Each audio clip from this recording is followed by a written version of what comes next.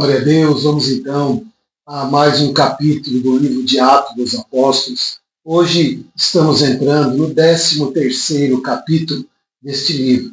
Estamos neste projeto, o qual nós denominamos como Alimente-se da Bíblia, aprendendo mais com a leitura da Palavra de Deus. Já lemos o livro de Mateus, agora estamos no livro de Atos. Por isso eu quero convidar você a se inscrever no nosso canal, para que você possa estar acompanhando todas essas leituras, todo esse aprendizado.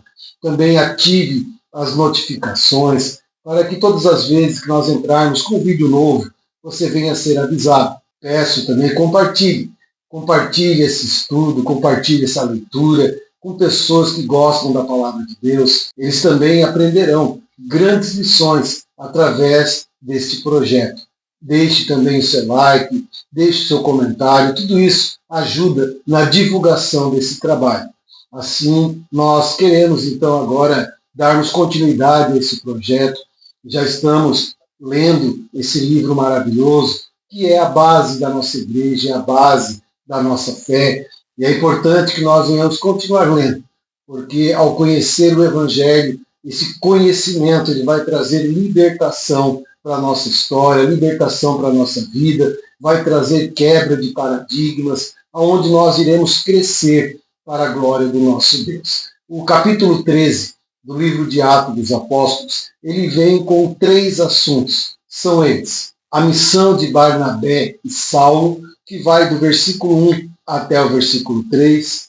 Depois, em Chipre, que vai do versículo 4 até o versículo 12. E por último, em Antioquia da Psídia, que vai do versículo 13 até o versículo 52.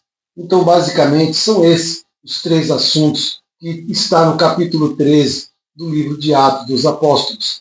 Também quero lembrar você que nós estamos deixando à sua disposição um caderno, para que você venha anotar tudo aquilo que o Espírito Santo vai estar falando conosco, através da leitura dessa palavra. Está aqui o QR Code, está aqui também o modelo do caderno, para que você baixe, imprima, venha preencher, escrevendo ali em cada capítulo, e depois de tudo pronto, você venha encadernar e ter esse grande material em suas mãos. Amém? Então, dito todas essas coisas, eu quero convidar você agora, junto comigo, a lermos o capítulo 13 do livro de Atos dos Apóstolos. E nós vamos iniciar, claro, pelo primeiro assunto, que é a missão de Barnabé e de Saulo, que vai do versículo 1 até o versículo de número 3. Vamos ler então o que diz a palavra de Deus. Na igreja de Antioquia havia profetas e mestres: Barnabé,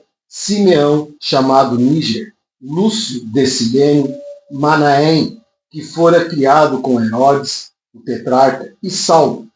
Enquanto adoravam o Senhor e jejuavam, disse o Espírito Santo: separem Barnabé e Saulo para a obra que os tenho chamado. Assim, depois de jejuar e orar, impuseram-lhe as mãos e os enviaram. Os capítulos iniciais do livro de Atos dos Apóstolos, eles ficaram focados em Jerusalém, Judéia e Samaria, aonde houve o início do Evangelho.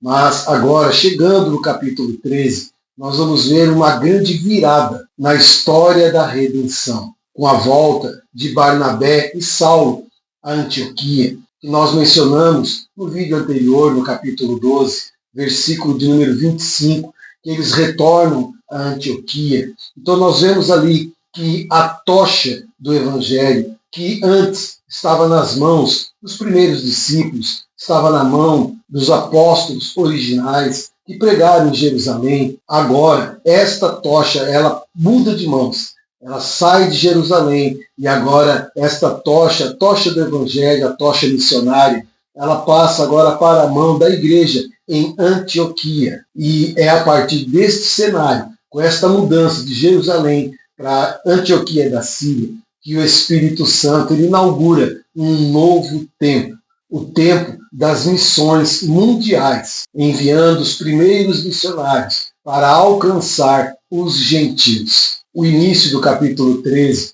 ele vai narrar para nós como era formada a igreja robusta de Antioquia, a sua diversidade. O texto vai falar, primeiramente, sobre Barnabé, o levita cipriota, ou seja, ele era natural da ilha de Chipre, conhecido também como filho da consolação.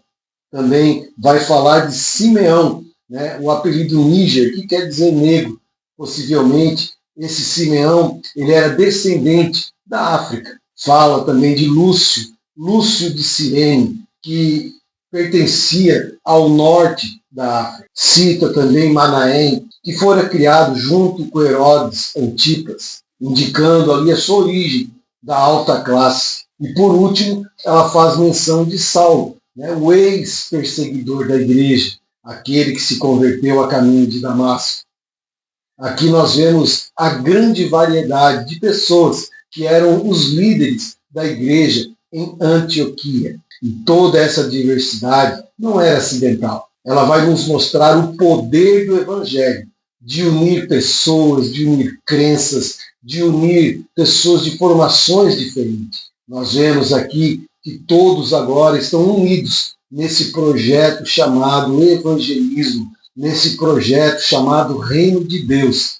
Se tem uma coisa que o Reino de Deus ele é poderoso, é em unir pessoas diferentes, pessoas de várias nações, pessoas com várias maneiras de pensar. Quando se juntam ao Evangelho, quando se juntam no Reino, se tornam um só corpo, possuem uma só visão. Então isso é o poder que há no Evangelho. Ele tem esse poder de unir pessoas diferentes. Deus, ele trabalha na diversidade de pessoas. Mesmo com uma grande diversidade, ainda o Evangelho consegue trazer unidade nessas pessoas. Esse é o poder do Evangelho. Na igreja, quando entramos na igreja, todas as nossas credenciais ficam do lado de fora. Quem seja doutor, seja juiz, seja gari, seja quem for, quando entra na igreja, todos entram para o mesmo nível, todos passam a ser chamados de irmãos. Isso é o que o poder do Evangelho ele faz. Ele traz uma unidade em todo o seu corpo. Ainda no início desse primeiro assunto, nós vamos ver a importância de nós ouvirmos a voz do Espírito Santo, de nós buscarmos ouvir essa voz, porque a voz do Espírito Santo, ela direciona, ela nos dá a direção necessária para que a vontade de Deus se cumpra em nós e através de nós. O que nós precisamos entender é que essa grande missão de Deus, ela não é um chamado que nós inventamos, mas esta grande missão de Deus é um chamado ao qual nós respondemos. Porque o Espírito Santo, ele fala conosco, ele nos direciona, ele nos orienta e nós respondemos a este chamado. E o que chama a atenção, ainda no versículo 3, vai dizer que a resposta da igreja foi imediata. Assim que ouviram a direção do Espírito Santo, eles oraram, jejuaram e rapidamente obedeceram à voz do Espírito. Como é importante nós não só ouvirmos a voz do Espírito Santo, mas ao ouvir a voz do Espírito Santo, muito mais importante também é obedecermos, é fazermos com que ela entre em vigor o mais rápido possível, porque não podemos procrastinar diante de uma palavra do Espírito Santo. Se ele falou conosco, ele tem urgência em nós obedecermos. Que você venha buscar ouvir a voz de Deus, ouvir a voz do Espírito Santo. Não só ouvir, mas também buscar obedecer. Eles oraram, jejuaram, e assim que ouviram, obedeceram. E enviaram Saulo e Barnabé para uma viagem missionária. E aqui, quando nós estamos nesse primeiro assunto, a qual o Espírito Santo direciona Barnabé e Saulo, para que fossem mandados a Chipre e ali iniciassem essa viagem. Aqui, nesse exato momento, nós começamos as viagens missionárias de Paulo. Esta é a primeira viagem missionária de Paulo. Então, aqui, no capítulo 13, no versículo 3, quando a igreja se reúne, a igreja ora, e elas enviam Barnabé e Saulo para esta viagem, se inicia agora a época das missões mundiais. onde o Espírito Santo agora começa a espalhar o Evangelho. Saímos de Jerusalém, Judéia, Samaria, e agora está começando a se cumprir os confins da terra, que faz parte da ordenança que Cristo deu aos seus discípulos. Agora, então, nós vamos para o segundo assunto, que é quando inicia a primeira viagem missionária de Paulo. Está aparecendo um mapa que vai mostrar cada trajeto, cada cidade que Paulo e Barnabé passaram nessa sua primeira viagem missionária. E o segundo assunto que nós vamos ler agora é em Chipre, que vai do versículo 4 até o versículo de número 12, iniciando esta grande primeira viagem missionária. Vamos à leitura. Enviados pelo Espírito Santo, desceram a Seleucia e dali navegaram para Chipre. Chegando em Salamina, proclamaram a palavra de Deus nas sinagogas judaicas. João estava com eles como auxiliar.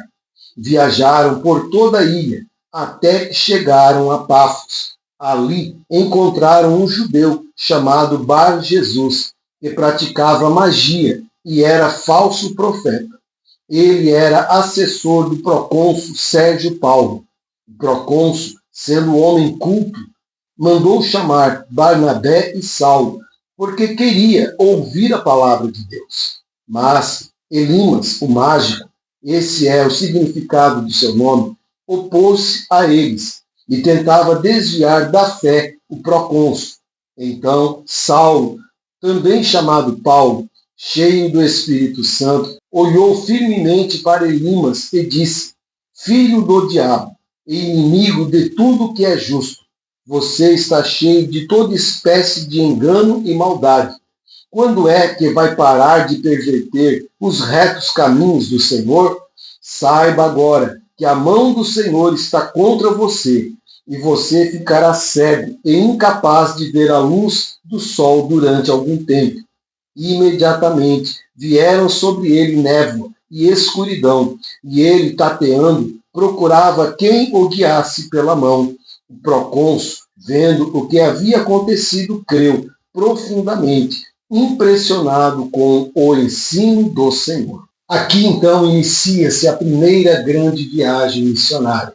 Barnabé e Saulo, eles saem de Antioquia da Psídia e eles descem até a beira do mar em Seleucia, onde havia um porto. Ali eles pegam um navio, chegando em Salamina, onde ali iniciaram as suas pregações. Salamina era a terra natal de Barnabé.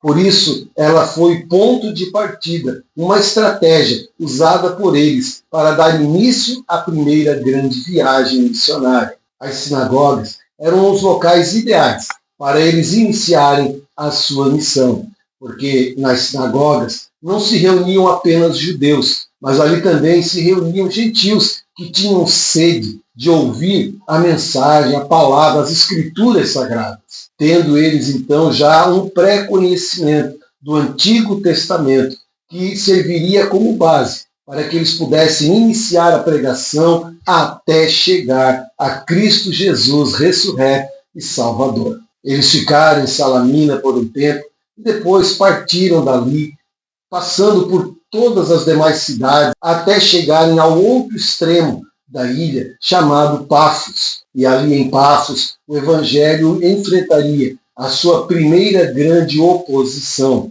Dentro dos bastidores do poder, um homem chamado Bar-Jesus, Elimas, mágico.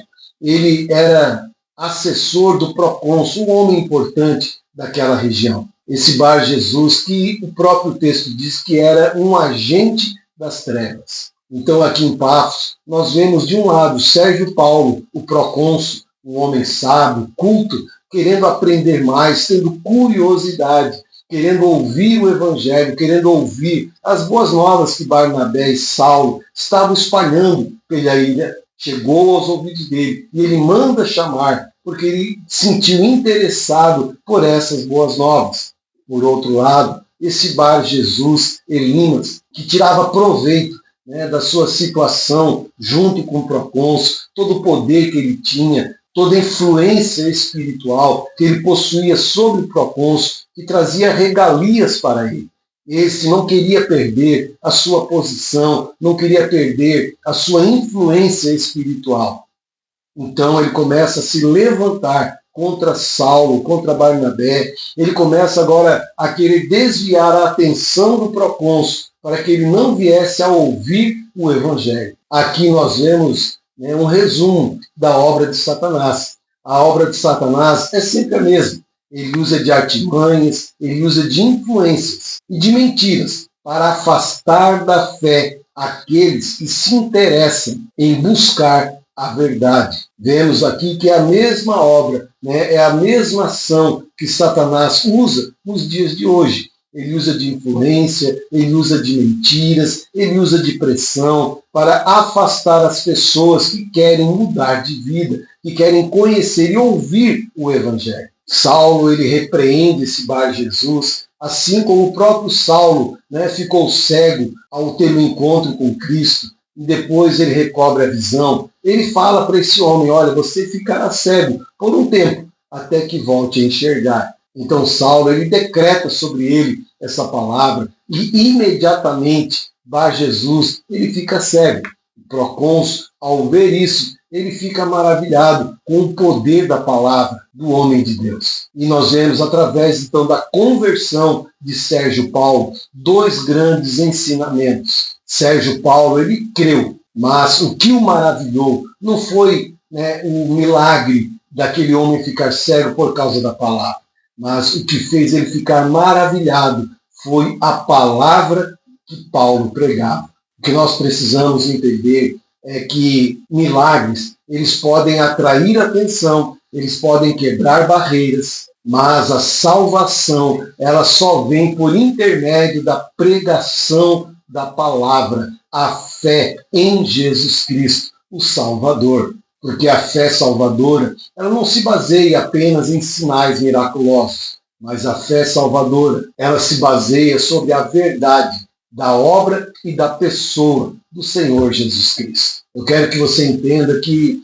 o mesmo Espírito que chamou, capacitou, comissionou Barnabé e Saulo para essa viagem missionária, para essa grande obra, é o mesmo Espírito dos nossos dias hoje, que está chamando cada um de nós todos os dias para que nós também venhamos pregar o Evangelho, falar do amor de Deus. Então não mudou. O mesmo Espírito que comissionou esses homens, ele hoje está comissionando você que está me ouvindo, você que está participando dessa leitura, você que faz parte da família de Cristo, que já adentrou a esta família, que faz parte deste corpo. Esse mesmo Espírito Santo chama você para uma obra missionária na sua casa, no seu trabalho, lá na escola onde você estuda, no ambiente que você frequenta. Seja você um missionário, um enviado do Espírito Santo. Ele, o Espírito Santo,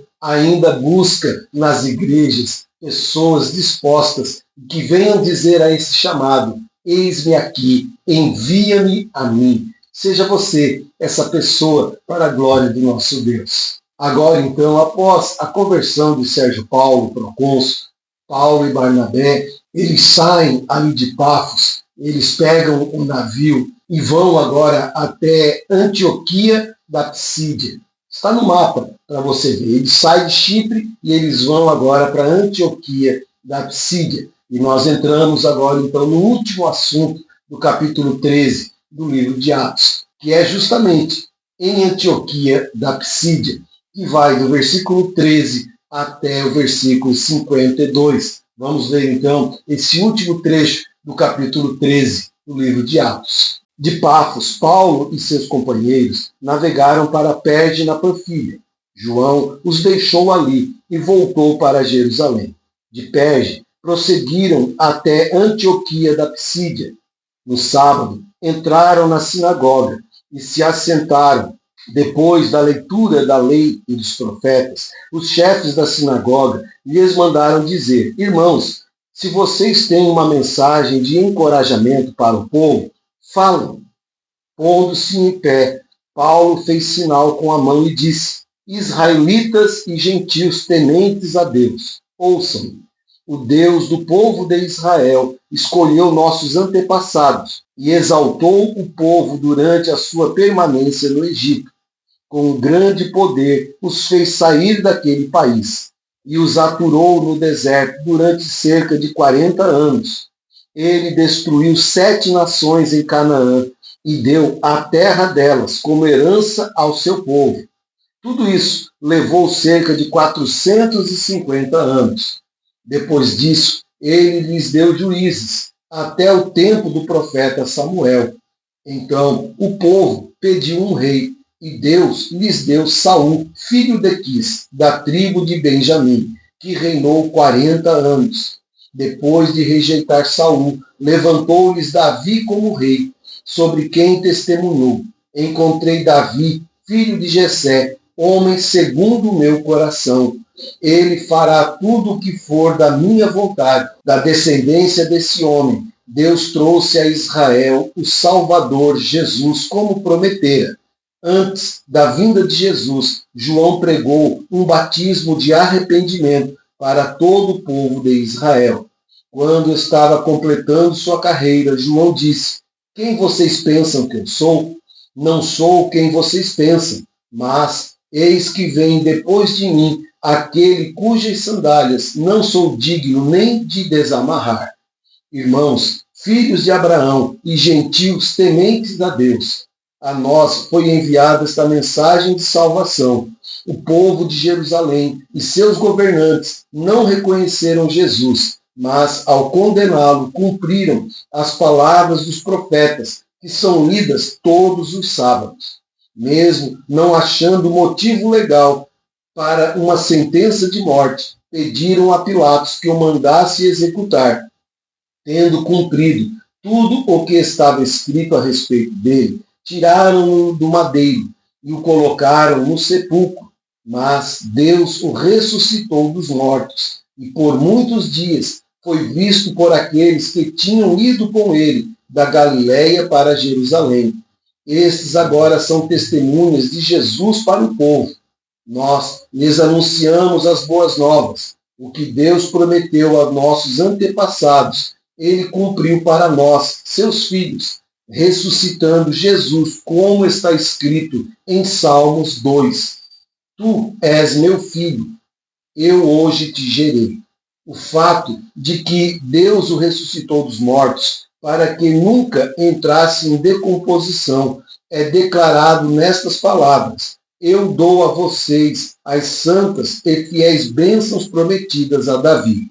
Assim, ele diz noutra passagem: não permitirás que o teu santo sofra decomposição. Tendo, pois, Davi servido ao propósito de Deus em sua geração, adormeceu, foi sepultado, e com os seus antepassados, e seu corpo se decompôs. Mas aquele a quem Deus ressuscitou não sofreu decomposição. Portanto, meus irmãos, quero que saibam que mediante Jesus é proclamado o perdão dos pecados a vocês. Por meio dele, todo aquele que crê é justificado de todas as coisas das quais não podiam ser justificados pela lei de Moisés. Cuidem para que não aconteça o que disseram os profetas. Olhem, escarnecedores, admirem-se e pereçam, pois nos dias de vocês farei algo em que vocês jamais creriam, se a vocês não fosse contado. Quando Paulo e Barnabé estavam saindo da sinagoga, o povo os convidou a falar mais a respeito dessas coisas no sábado seguinte. Despedida a congregação, muitos dos judeus e estrangeiros, piedosos convertidos ao judaísmo, seguiram Paulo e Barnabé. Estes conversaram com eles, recomendando-lhes que continuassem na graça de Deus. No sábado seguinte, quase toda a cidade se reuniu para ouvir a palavra do Senhor. Quando os judeus viram a multidão, ficaram cheios de inveja e, blasfemando, contradiziam o que Paulo estava dizendo. Então, Paulo e Barnabé lhes responderam corajosamente: era necessário anunciar primeiro a vocês a palavra de Deus. uma vez que a rejeitam e não se julgam dignos da vida eterna, agora nos voltamos para os gentios, pois assim o Senhor nos ordenou. Eu fiz de você luz para os gentios, para que você leve a salvação até aos confins da terra. Ouvindo isso, os gentios alegraram-se e bendizeram a palavra do Senhor, e creram todos os que haviam sido designados para a vida eterna.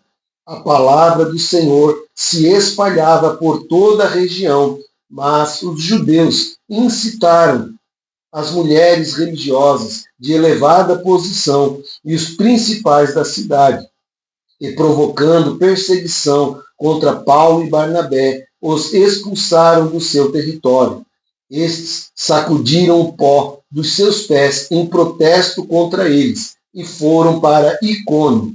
Os discípulos continuavam cheios de alegria e do Espírito Santo. Aqui nós vamos ver que Paulo ele mostra o seu padrão missionário, como ele realizava a obra missionária. Lá em Romanos, capítulo 1, verso 16, diz assim: porque não me envergonho do evangelho de Cristo, pois é o poder de Deus para a salvação de todo aquele que crê, primeiro do judeu e também do grego. O detalhe desse projeto que Paulo tinha, sua visão missionária: primeiro, a mensagem deveria ser pregada aos judeus e depois aos gentios. E esse foi o padrão que Paulo utilizou em suas viagens missionárias. Por isso ele ia às sinagogas, onde havia judeus, e também havia os gregos, os gentios, que ali se reuniam.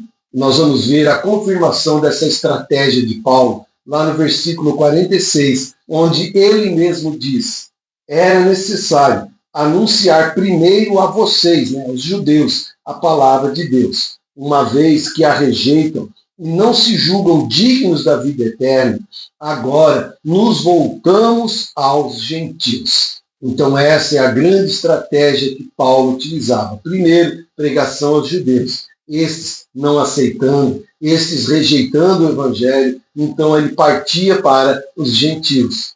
E no versículo 16, nós vamos ver a grande mensagem pregada por Paulo.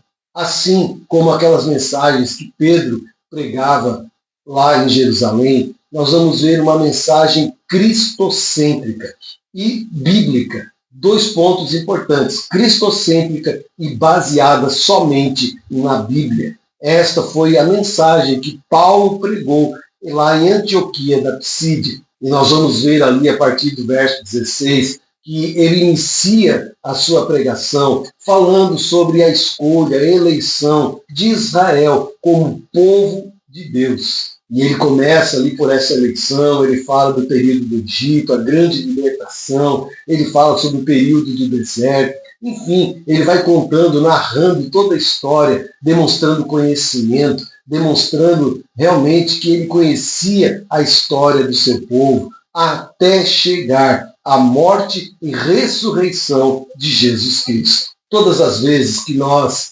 pregarmos uma palavra cristocêntrica e bíblica, pode ter certeza, nós iremos encontrar rejeição. Nós vamos encontrar reações diversas. Por que não dizer também reações divididas? Alguns aceitarão, outros rejeitarão a mesma mensagem, surtindo efeitos diferentes. Uns se alegrarão, outros ficarão com raiva e inveja. Esse é o resultado, é o efeito de uma palavra cristocêntrica num mundo onde jaz do maligno. A própria palavra diz que ela é como uma espada de dois gumes. Ela alegra um, mas ela traz tristeza a outros. Nós vemos aqui que a reação inicial daquele povo que ouviu essa mensagem, primeiro, foi uma reação positiva. Eles gostaram, eles aceitaram, creram naquela mensagem.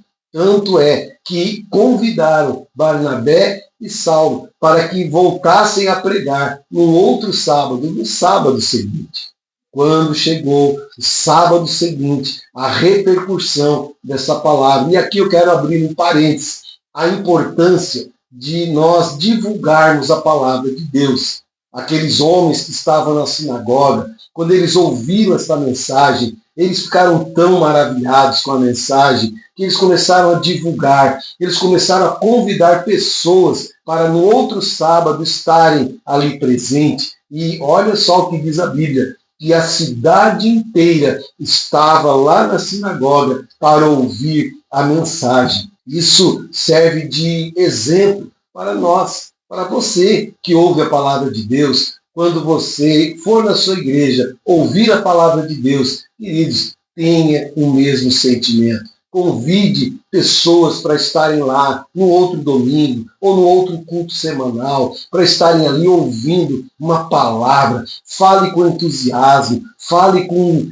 convicção, convide as pessoas com convicção, porque o seu convite trará pessoas para ouvirem o Evangelho. Assim como aquele povo que ouviu o Evangelho de Saulo, convidou toda a cidade e todos estavam ali presentes no sábado seguinte para ouvir a mensagem do rei. Então, no sábado seguinte, a história foi diferente. Versículo 44 vai dizer que quase toda a cidade estava ali. Quando os judeus chegaram e viram todo esse alvoroço, viram todo esse povo ali para ouvir a mensagem de Saulo, cresceu no coração deles a inveja. Inveja. Por quê? Porque, quem sabe, eles olharam e pensaram, por que quando nós estudamos, lemos a lei, as pessoas não se interessam? Agora veio este homem, veio pregando a palavra, veio falando desse Jesus e uma grande multidão se aglomera aqui.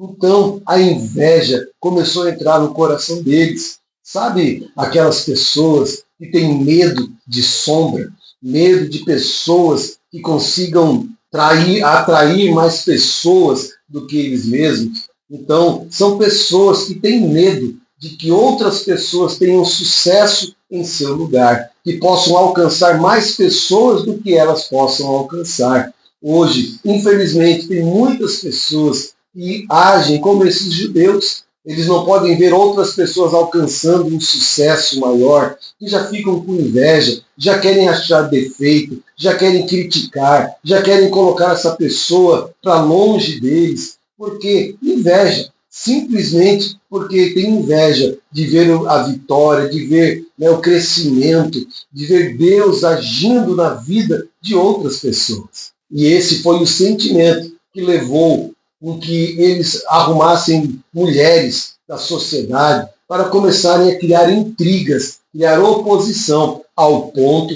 que Barnabé e Saulo foram convidados a saírem, foram expulsos de Antioquia da Psídia. Mas o que chama a atenção é que mesmo Barnabé e Saulo, tendo sido expulsos da cidade, o evangelho não parou. Eles deixaram uma semente plantada ali.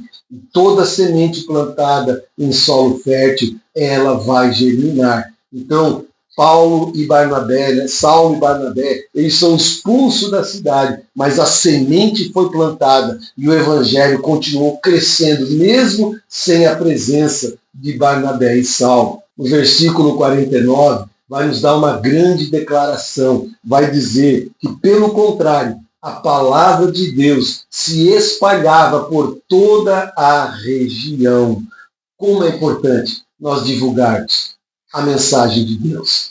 Seja pregando, seja convidando pessoas para ouvir a palavra, sendo instrumento, não importa como, mas sendo instrumento do Espírito Santo. Porque apesar de Paulo e Barnabé saírem da cidade, aqueles que ouviram deram continuidade ao Evangelho.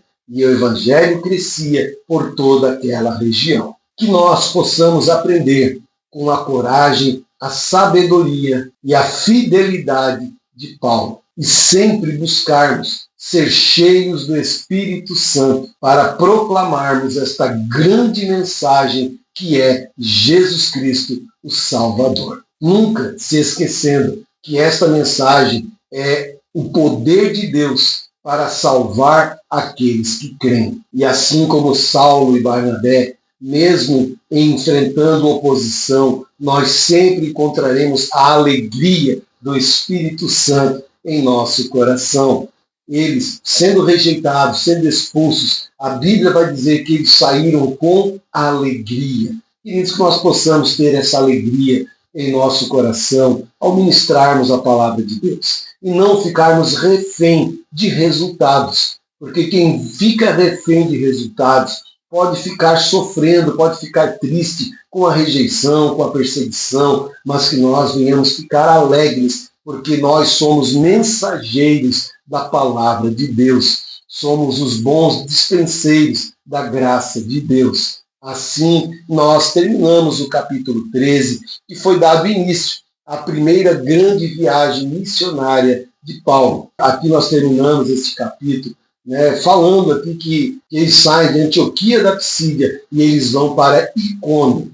E agora, esta cidade, Icônio, ele vai fazer parte do próximo capítulo, que é o capítulo 14 do livro de Atos. Por isso, se inscreva em nosso canal, ative as notificações, para que você venha acompanhar essa continuidade da primeira grande viagem missionária do apóstolo Paulo.